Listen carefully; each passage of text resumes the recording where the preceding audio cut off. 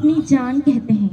हम अपनी जान के दुश्मन को अपनी जान कहते हैं। मोहब्बत की इसी मिट्टी को हिंदुस्तान कहते हैं, हिंदुस्तान कहते हैं।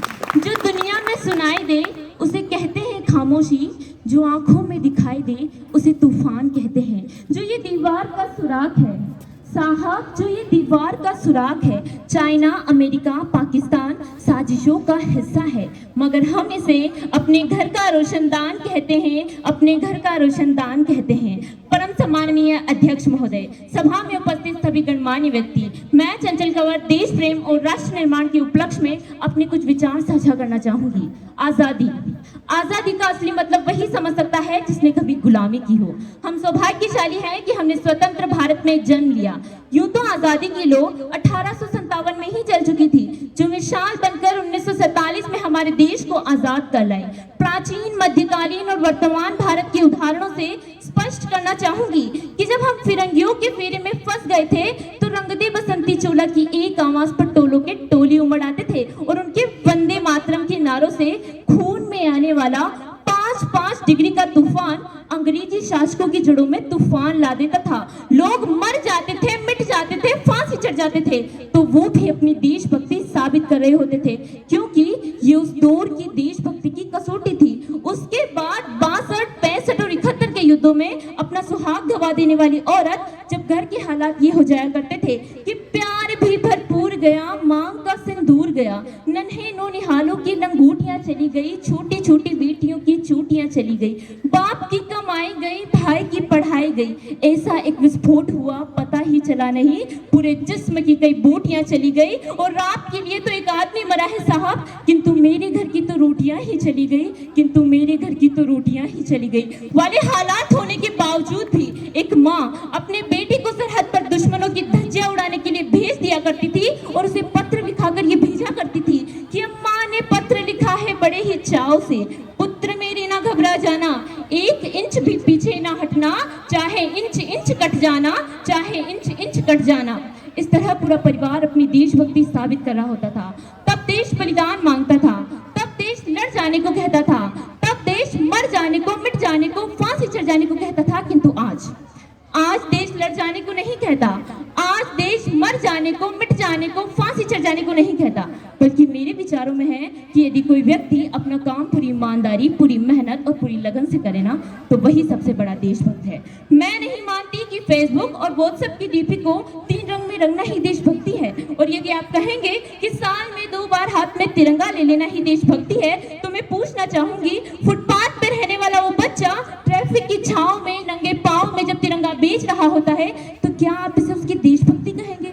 ये उसकी देशभक्ति नहीं, उसके पेट की भूख की शक्ति है जो उसे ऐसा करने पर मजबूर करती है, क्योंकि न मस्जिद को जानते हैं न शिवालों को जानते हैं, न मस्जिद को जानते हैं न शिवालों को जानते हैं। जो पेट के भूखे होते हैं ना, वो सिर्फ भोजन के निवालों को जानते हैं, वो सिर्फ भोजन के निवालों को जानते हैं। अपने परिवार, अपने समाज और अपने देश के लिए समर्पण का भाव है देशभक्ति, और हर देशद्रोही के जीवन में आने वाला तूफान है हमारी सच्ची देशभक्ति, ताकि हर देशद्रोही ये समझ सके कि अगर तू परिंदा है तो ये आसमान तेरा है, अगर तू दरिंदा है तो ये शमशान तेरा है, भाईचारे से रहना है तो रह इस जमीन पर, वरना ये कब्र भी तेरी है और ये कब्रिस्तान तेरा है, और ये कब्रिस्तान तेरा है। लेकिन एक देशद्रोही से ज्यादा देशभक्ति तब आहत होती है जब एक बेटा अपने बूढ़े माँ बाप को वृद्धाश्रम की चौखट पर छोड़ आता है। कराउटती है वो देशभक्ति जब मुसीबत में फंसे लोगों की जान बचाने से ज्यादा हम सेल्फी लेकर अपने लाइक बढ़ाने में लगे रहते हैं। आज के इस दौर में वो युवा जिनके ऊपर जिम्मेदारी थी अपने देश, अपने समाज और अपने राष्ट्र की आशाओं को बांधे रखने की, वही युवा अब 4x4 इंच की छोटी सी स्क्रीन पर अपनी कोमल उंगलियों के घर्षण मात्र से अपनी भावनाओं की इमोजी भेज रहा है। 4 बोतल वोट का काम मेरा रोज का ने भारत का भविष्य तबाह करके रखा है। हम ना एक ऐसे समाज में जीते हैं जहां लड़कों से बात करता देख जो भाई हड़काते हैं, लड़कों से बात करता देख जो भाई हड़काते हैं, वही भाई अपनी गर्लफ्रेंड के किस्से घर में हंस हंस कर सुनाते हैं। और मैं बता दूं, महिला सुरक्षा के मामले में हम आज भी चौथे नंबर पर आते हैं। हम ना एक ऐसे समाज में जीते हैं जहां पत्थर की मूर्त को लगते हैं 56 भोग, और भूखे नंगे तड़पते सो जाते हैं लोग, भूखे नंगे तड़पते सो जाते हैं लोग। मजदूर को मजदूर समझिए, मजबूर नहीं। गरीब को काम दीजिए, दान नहीं। और अगर दान देने की इच्छुक हैं तो जीते जी रक्तदान दीजिए और मरने के बाद अंगदान देकर किसी मरते हुए को जीवन दान दीजिए। यही सच्ची देशभक्ति और यही सच्चा राष्ट्र प्रेम है। न सरकार मेरी है न रब मेरा है, न सरकार मेरी है न रब मेरा है, और ना ही ये बड़ा सा नाम मेरा है। बस इतनी सी बात का गुरूर है मुझे कि मैं भारत की हूँ और ये भारत मेरा है और ये भारत मेरा है। एक वैचारिक बीमारी मुझे हमारे समाज में नजर आती है। कहा जाता है हम दुनिया के सबसे बड़े लोकतंत्र हैं, जहाँ हिंदू पैदा होते हैं, मुस्लिम, सिख और ईसाई भी पैदा होते हैं, लेकिन बदकिस्मती है अब इंसान पैदा नहीं होते। और मेरे विचारों में न हिंदू की जरूरत है न मुसलमान की जरूरत है। राष्ट्र निर्माण के लिए केवल एक अच्छे इंसान की जरूरत है, केवल एक अच्छे इंसान की जरूरत है। जरा सोच कर देखिए, ये पेड़ पौधे और शाखाएं भी परेशान हो जाए अगर परिंदे भी हिंदू और मुसलमान हो जाए।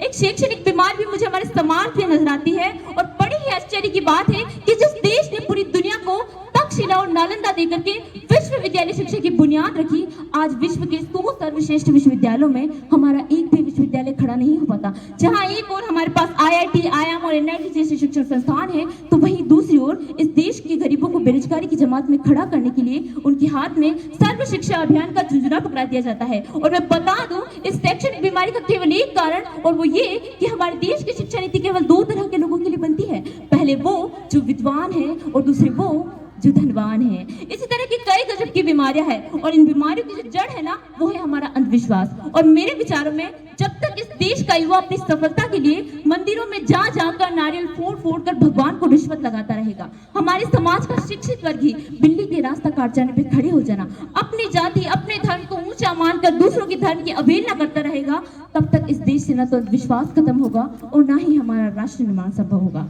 हमारी संस्कृति, हमारी सभ्यता को दुनिया ने शीश नवाया है, तो क्यों आस्था के नाम पर